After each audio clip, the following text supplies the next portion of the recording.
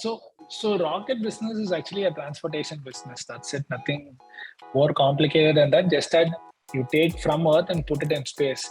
The gates to space are just being, unlocked today as we speak by companies like us or by other companies, right? So literally we're just opening the door, and after that literally every single thing that was created on Earth will have to be recreated there.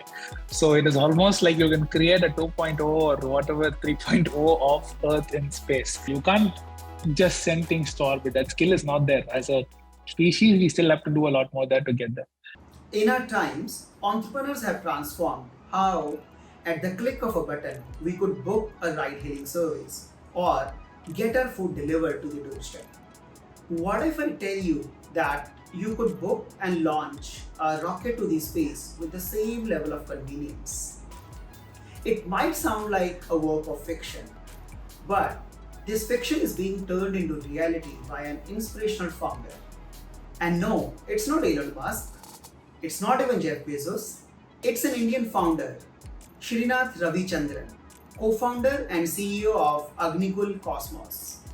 Agnikul is a startup based out of Chennai that is building the world's first 3D printed single-piece rocket delivered to its customers with just the notice of 2 weeks. So let's dive into the world of rocketry.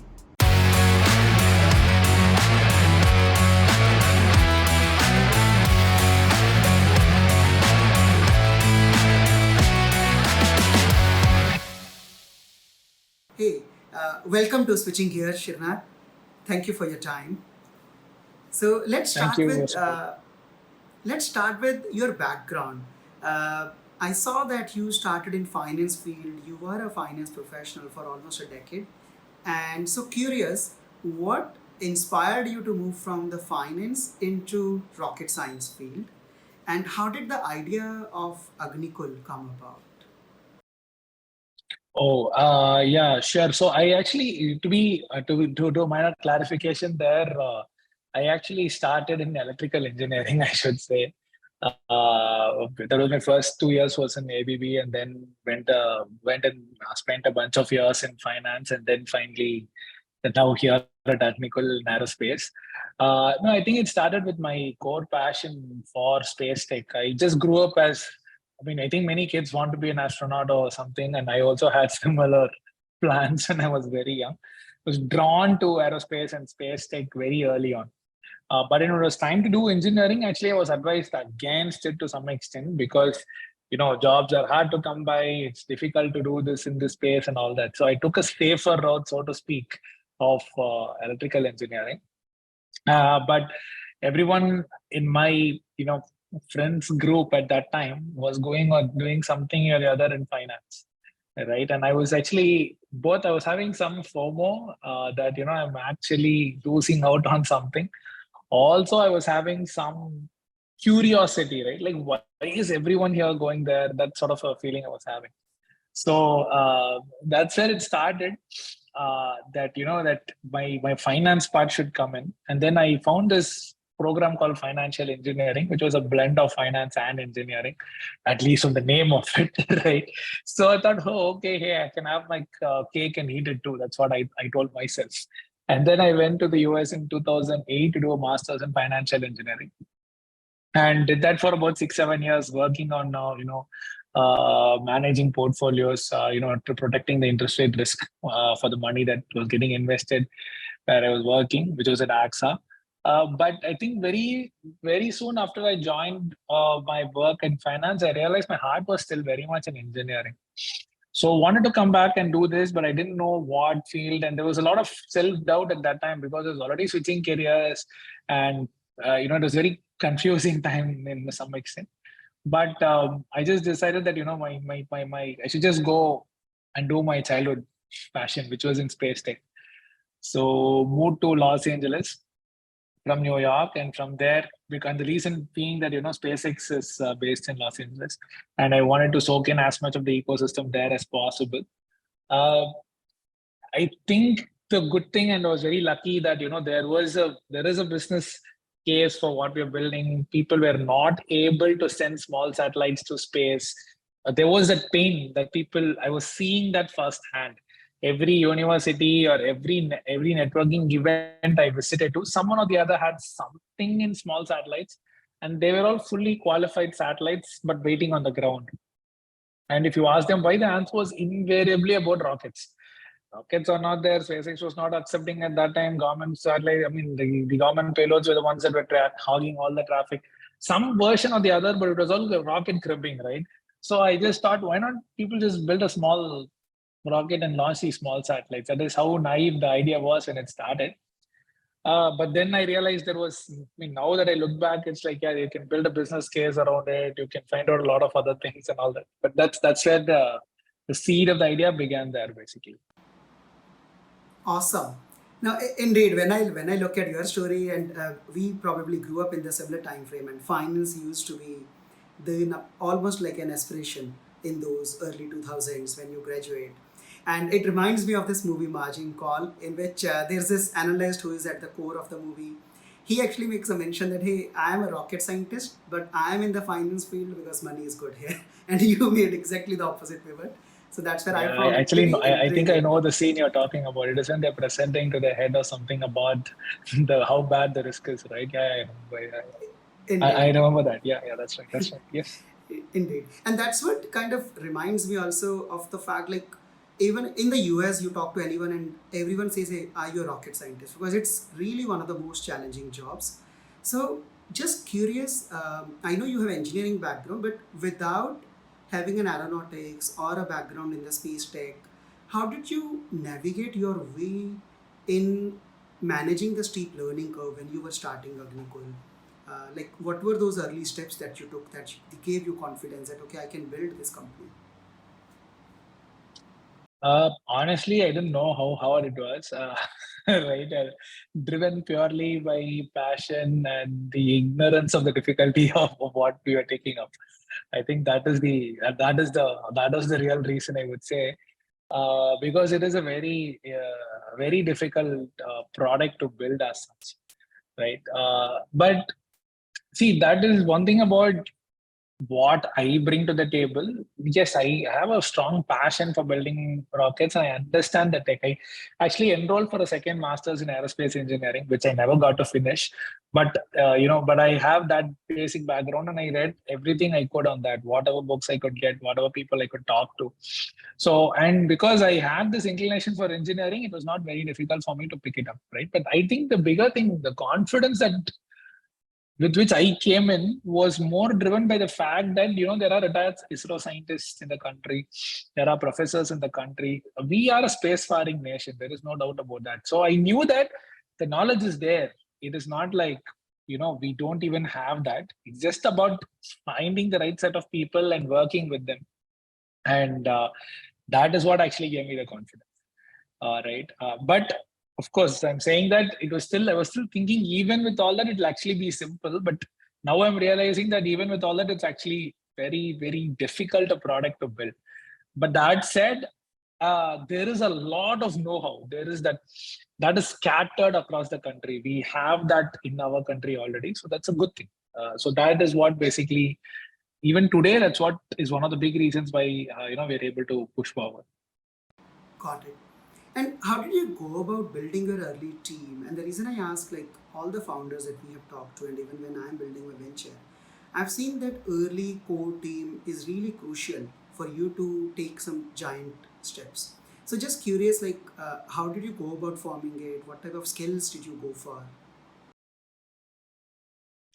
So we actually solved for two, three things. The first one being the mindset to build a space product. I think that is the most important thing, because I usually say this in our company also. There are a lot of difficult days. You need to slog for 100 days to see one successful test, right? So the ratio of bad days to good days is like 100 is to 1. Right. So what actually gets you through that is not the skill set or not the technical know-how, but grit and determination and wanting to see that final product, right? I think that is more important for us than, because you can learn the other things. I think, as I told you before, there are people who have been there, done that, and India has built 3 4 fresh rockets from scratch, right? So it's not that impossible a task. Are you willing to put yourself through that is the bigger question in my understanding. So we solve for, at least to the extent we can, finding people like that, because that is what actually makes a difference between whether you're able to build a product or you give up midway. Skills are there. So we solve for that. We actively solve for people who fit right from a culture standpoint, who fit right from a grit, determination, confidence standpoint, even if they're not rocket scientists or having rocket background. Because we knew that those people, that expertise is available from ISRO people, retired ISRO people, I mean. So yeah, I think those are the people who were the first people we tried to recruit. Again, young people. I when I was in the churn of trying to start Agnikul, I read up a lot about how rockets, other people have tried to build rockets, and I don't know if you know this, but there are way too many failure stories of number of rocket companies. That means we all hear about SpaceX. SpaceX is not the first company that tried to build private rockets in the US. They are the first successful company, actually, right? So there is a ton of negative stories waiting out there, and I actually went through reading a lot of that, right? And I realized one thing that even way back, if you go to the Apollo days of first time humans landing on the moon, the average age group of people has generally been very low when things started, right? I think for the Apollo 11 mission, the one which took humans to the moon, the average age was 26 at that time. So I never really solved for age or experience in the full-time people. It was all about grit, passion. Are you willing to take that extra step, to go that extra mile, to get that extra thing done? We can augment whatever you're inadequate about, you're inadequate in, with ISRO people or retired ISRO people. So that is what has worked for us so far. I think I still continue to believe in that. Okay. And how's the ecosystem? Like, one is the talent side, like you said, we have some brilliant people, ex-ISRO people, right? Beyond that, I would assume this is an industry that is resource intensive from the financial perspective as well. So, if you could share some light, like how did you go about it? Who were some of your early backers? I think resource perspective, this is typical fundraise journey we took, and took us longer because at least in India at that time, in the VC market, people were not very aware of a business being possible in this sector, right? You could build rockets. I think even if you convince people there, is it possible to build a business out of it? That I think the credit goes to SpaceX for proving that someone come from outside a space agency can come and get it right. So that was there, but our fundraising efforts, I think I've reached out to a lot of people, like I think 500, 600 people before we got our first check. And I think that has been a 3-step process. You educate the people about the sector, then you educate the people about within the sector, space sector, what is the launch industry or the rocket industry. And then after that is about, oh, now that you know all this is how Agnikul is different, right? And that takes time. People have to take the time to warm up and understand it. There were also, when we started, there were some concerns about legal issues, whether we'll be allowed to launch a rocket from India. And now all of that has been comfortably addressed by the government, right? But I'm saying at that time it was there. So it just is like a lot of people telling no before people started to say yes a little bit. First of all, so I and my other co-founder, his name is Moin, by the way. So Moin and I had put in some of our personal money to get started. But beyond that, I think the first check came from Special Invest, Vishesh and Arjun from Special. They were actually already aware that you could build a business out of putting stuff in orbit, right? That to even believe that there is some connection needed, and I think they believe that. So for me, it was a little easier there because for them, I was directly going and telling, hey, this is why we are different. This is what we are trying to do in that space. So yeah, I think again, good combination of luck and being in the right place at the right time. Yeah, That's how things or I started. would say perseverance. That seems like true perseverance. 500 to 600 investors you had to reach out to. That shows some effort that you Yeah. had to put in. I think for the founder that is anywhere needed, yeah, it is. It took some good, but I was already leaving my job in the US and coming. My other co-founder, he gave up his family business to his other cousins and he came, and we were very serious about this, right? So when we were in the process, it didn't feel like 500, 600 was happening. I mean, now that I look back at that Excel sheet, I still maintain from 2017, say, oh, okay, so many people said, no, is it is what I'm now figuring it out. At that time, it didn't feel that bad. Somehow, I don't know why exactly, but it's like, oh, okay, maybe I never felt the boredom or the repetitive thing of going and telling the same story 500 times is somehow it didn't feel that hard at that time. I don't know why, but probably because it was new for me or something. But yeah. Interesting. And like you brought in that one of the biggest things to convince people was about that there is some business that could be built out of it. I, I think would be good for our listeners to understand like how does the rocket economics work? For example, you mentioned that hey, this is a logistics business in the end of the at the end of the day. So there could be some metrics, probably the likes of dollar or rupees per kg of payload, right? So how does it work? Some benchmarks into where does it stand today, and is there a vision for your company to bring it down to certain level, or so? I think on those lines, would love to know. Yeah, sure. I so rocket business is actually a transportation business. That's it. Nothing more complicated than that. Just that you take from Earth and put it in space. If you're doing a ground cargo business, you'll probably take stuff from Chennai and give it in Gujarat or whatever, New York or California, something. But here, the destination actually happens to be an orbit. That's it. Other than that, it's a pure transportation business. So even to understand the commercial aspects of it, we could take a lot of parallels from the ground business and see how you could apply it there, right? So, say I'm running a cargo transportation company, I'll obviously be buying the truck, and then because there are people involved, hiring people for that, and then charging for the amount of kgs I take, depending upon where I'm going to. So, kilometers and kgs, these are the two things that matter.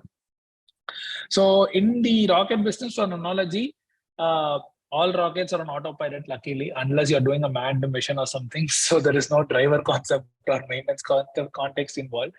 And rockets are dispensable goods. At least most of them are, one-time use. So your vehicle, you build it for one journey and that's it, it's over. And it's actually one of the most cruel parts of rocket science for builders, I think, because so you slog so much to build that one perfect product which cannot fail in the mission, and then you throw it away once, right? It is a very it hits you when you know that, oh, what, all this effort is just going to be used only once.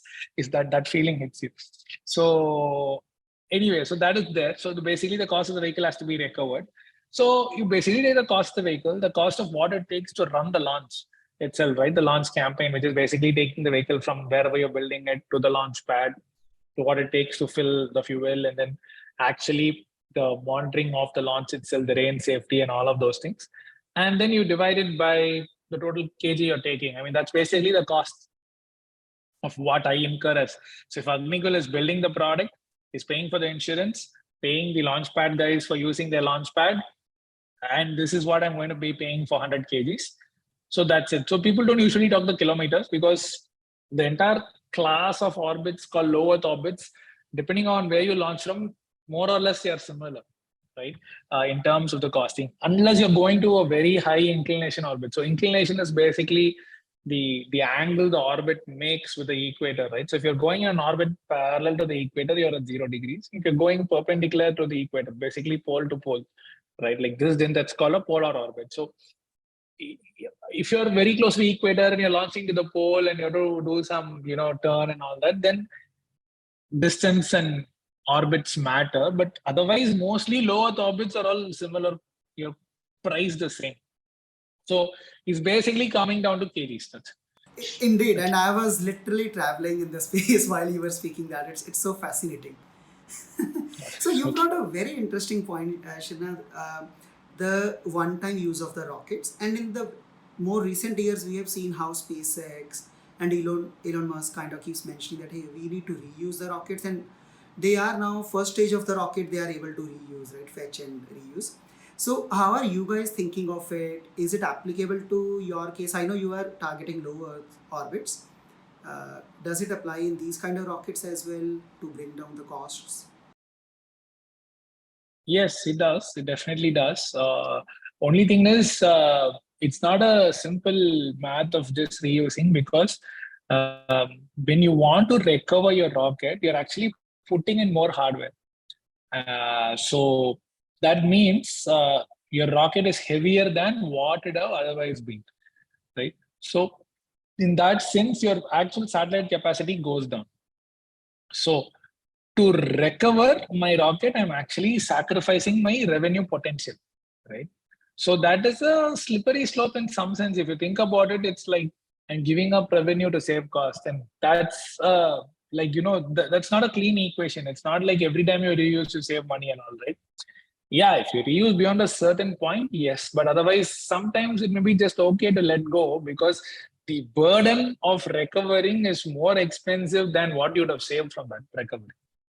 So that is there. It's not a very clean equation, but overall, I think at least at a high level, you could say, yeah, if I reuse the hardware, it's going to be good. Our vehicles are capable of being reused, right? And we have still a long journey to go to perfect the art, but it's not a direct like, yeah, okay, I build a rocket, has to be reusable. Not really.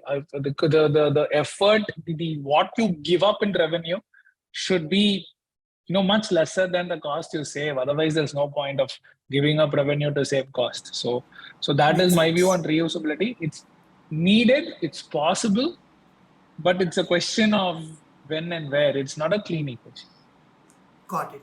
And I know that you are using 3D manufacturing, 3D printing in this case, and building a single piece rocket. That's what I gathered. Curious, like I probably like it helps to expedite the production. Are there other reasons? Does it help to reduce cost as well? Like, and has it been used in other rocket companies like the Relativity being one, I think, right? In the US there is a company, then SpaceX. So if you could shed some light on 3D printing in the context of rockets. Yeah. So two things there, right? So 3D printing actually helps many aerospace industries because of the nature of the advantages, right? You can print much more complex products, much more complex geometries, be made lighter for the same aspect of geometry. It could be made faster, like you said, given that particular time frame. So yeah, I think 3D printing brings all of those advantages. I think what our team has done here is to push it all the way to the point where the entire rocket engine is printed in one shot. So that's where the single piece comes in. Basically, there is no human interference in the making of a rocket engine, right? So what comes out there is a full wait for the printer to finish its job, and what comes out is a full printer, a full engine. There is no human interference in the process. So I think the team has done a really good job on, which is where I think we're also different from Relativity and all these other people. You see, I cannot think of a single aerospace industry company today which is not using 3D printing, right? It is just a very nice way of manufacturing that yields itself to aerospace. The reason why aerospace people love it is because the volumes are not in millions and tens of millions, right? They are not in the consumer space. Mostly, even if you look at planes or anything for that matter, you're always talking numbers in hundreds, right? Thousands is already slightly on the crazy side, and more than that is simply not even meaningful. So when that happens, 3D printing actually lends itself very nicely to production. Because if you look at problems with 3D printing, if you want to do a million parts, I don't think anyone would suggest 3D printing. It is a very slow process for something of that magnitude. But when you're looking at, say, 10, 100, that kind of number, 3D printing is perfect because otherwise your cost of other 1,000 million contract manufacturing kind of a story is not affordable at this scale. You can achieve a ton of complex designs. You can achieve a lot more flexibility. You can focus a lot more on performance and what you really need. So 3D printing comes in handy in all of those areas. At Agnikul, I think the team has done a good job in making the whole engine a single component. Yeah, and indeed, that's what stood out when we were looking at Agnikul and some of the other companies that are coming up in the field. And just Another thing I'm thinking is like how international business model can be established in this industry. Shilna. Just if you could again share some light on the website. One of the things that fascinated me was your website has a form book a rocket launch, and it looks as simple as booking a package on FedEx. And the second thing that I liked over there was I think it asked like where is the launch location? Is it in India, Asia Pacific, or North America? So is it easy industry wherein you could cater to customers from abroad, or is it highly regulated? Like where does it fall? It's super regulated. There is no doubt about that. But I think the business is very global. By definition, you go to space, there are no boundaries, right? So in that way, it is global. But also, I think because the skill of going to orbit itself is only with a very few group of people across the world, maybe including countries, including space agencies, 10, 15 people have it at max. That's it. So it's a very difficult to find skill. You can't just send things to orbit. That skill is not there. As a species, we still have to do a lot more there to get there. So it's very global a business. Now, from a regulation standpoint, I think the product has to be built keeping in mind regulatory hassles, right? Say, for example, choosing solid propellants versus liquid propellants, right? So basically, your propellant in a rocket could be in the liquid form or in the solid form. Solid forms are like, a crass analogy would be to compare it to the Diwali rocket, right? Because it's just powder form or a jelly form of a propellant, and you light it and it goes. Liquids comparable to more like automobiles. You have propellant, you have a oxidizer, it mixes, it burns. So when you choose to account for the ability to export the vehicle or the ability to consider multiple locations even within India to launch, you'll have to keep it safe. You'll have to keep it easy to handle, easy to transport, safe to transport. So our vehicle has nothing that is uh, dangerous in it. You can actually sit right next to the vehicle and travel with it until it's on the launch pad, right? So that designing for that rather was something that we were very keen on at the very beginning.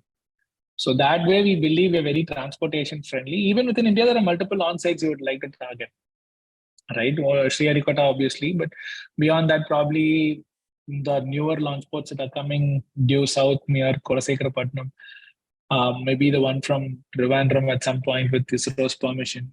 So on. So all those things are also possible.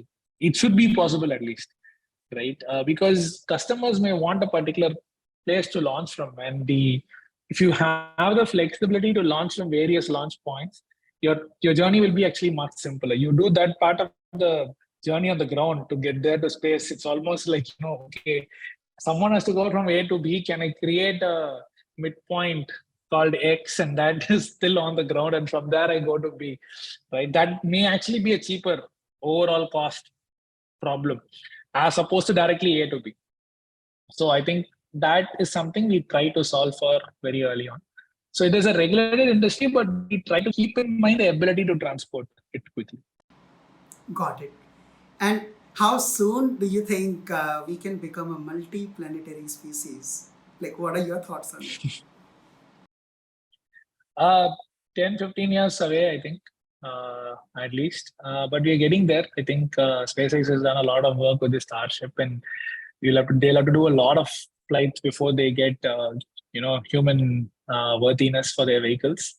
And after that, we'll have to go and establish stuff in orbit, then go to Mars, and then start actually creating an environment to live in Mars. It's there, but 15, 20 years at least it would take, I think, to get that initial, early, difficult life to get started on Mars.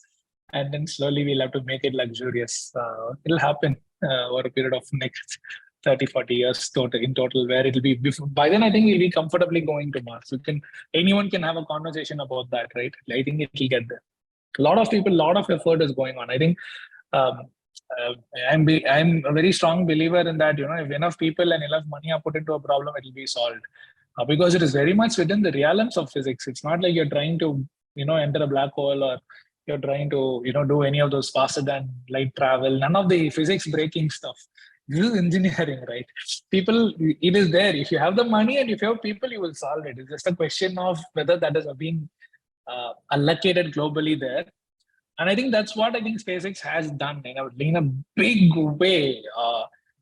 It has created allocation for space globally if you look at where the money goes. So people will eventually figure out all of these problems in my understanding, because none of this needs physics beyond what we know. At least going and settling in Mars, for example, or Moon also for that matter.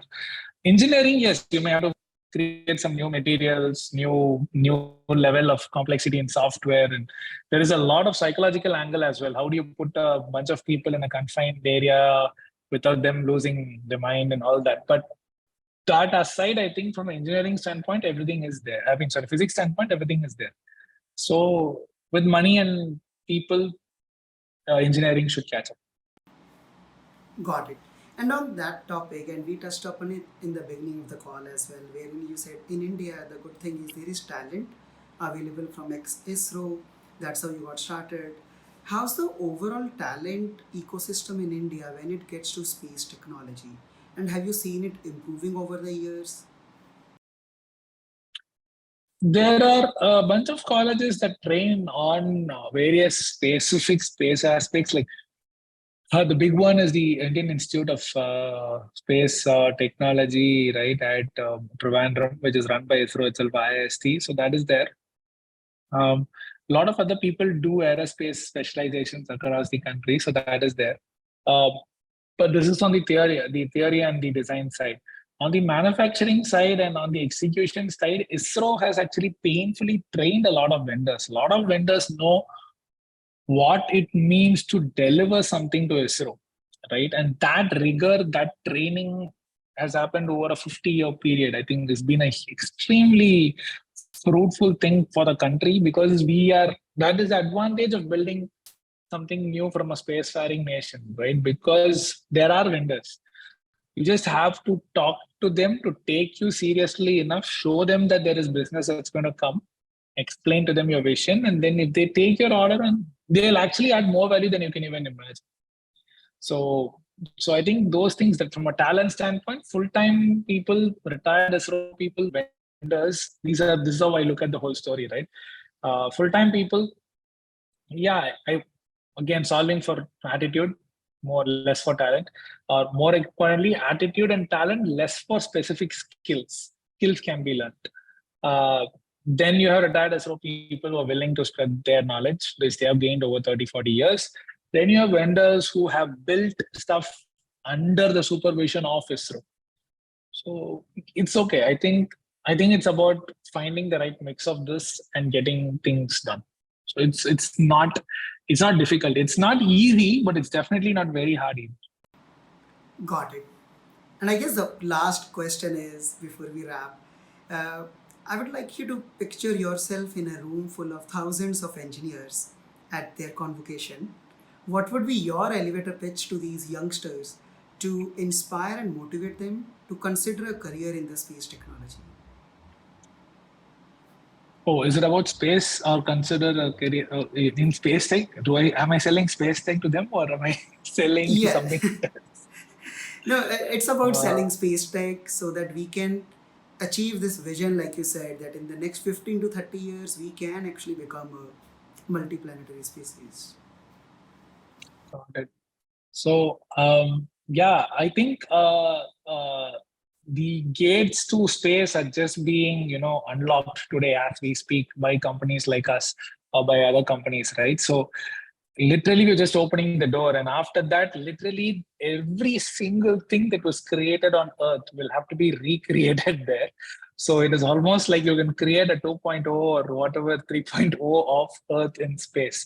So every aspect of engineering, uh, as there are going to be needs in that area. So once you understand the necessary tools, the necessary way to think about building something in space, uh, you basically have entire things to recreate there. So that level, I only see the space sector as the sector wherein there is so much more to be done and so little has been done so far.